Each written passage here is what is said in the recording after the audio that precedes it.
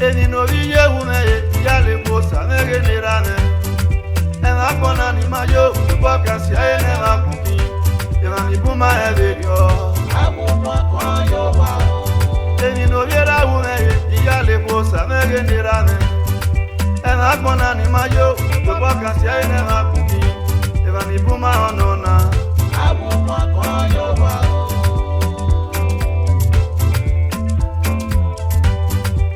Abuma kwa yo wa o, brother nujere. Abuma kwa yo wa. Abuma kwa yo wa o, osime nujere. Abuma kwa yo wa. Luda makona ni maje yo boka si ene makuki. Imane masona walwe makon ebedi. Ema kona ni mayo yo boka si ene makuki o. Umie mi o ene masogi yari ufan. Mega wewe wi me ozenu komana fo akona. Iyobo me le kwene o. Rudo salobwa udagbon ete bite. Mega wewe wi me ozenu komana fo akona.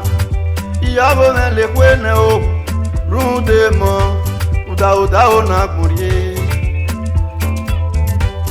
Eni no viye ume Iyalekhue samege nirane. Ema kona ni mayo boka si ene makuki. Ema ni buma eberio. Abuma kwa yo wa. Eni no viera ume Iyalekhue samege nirane. Ema kona ni mayo boka si ene makuki. Ema ni buma onona. Abuma kwa yo wa. Mane mana ko majito bo kwa lipekia. Mayo na yari yo bonete. Mane mana ko majito bo kwa lepeo. Mayo na yari yo bonete o. Wega ume mi mema o kwa lepewi. Na ma o marokpa ma eba funya bie. Ose ni mena so webe ni bie. Oya wi memi mema iwo ko Iyalekhue na ma o marokpa ma eba kunya bie ose ni me na gbo wo meje gbe kian o na gbadu akinegbe etegiri ete wo ri agba lo ma kian o kewe ko sane baba o sane ra me no kian no wata o do o na gbadu akinegbe etegiri ete wo ri agba lo ma kian Okewe kosanira me no piano wota o. Dowa ni mesi gbagbe na o ni esi me ti bien. Okewe kosane baba kosanira me no piano wota o. Eta we se da o, oya we pumere. Eta wi yo bone gbete, oya we pumere.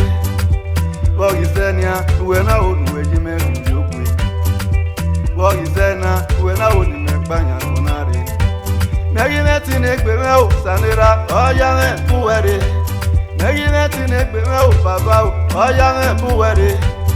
oya me buwere nuwe dogbi nigbina na me o Emi no viye ume Iyalekhue rudo salobwa Emi no viera ume Iyalekhue runde mo Na mi o matweno ono na sedi ni na sibagmo Nami o matwena ose ni na pepe je ma po. Iyago me le kwena o Ronde mo.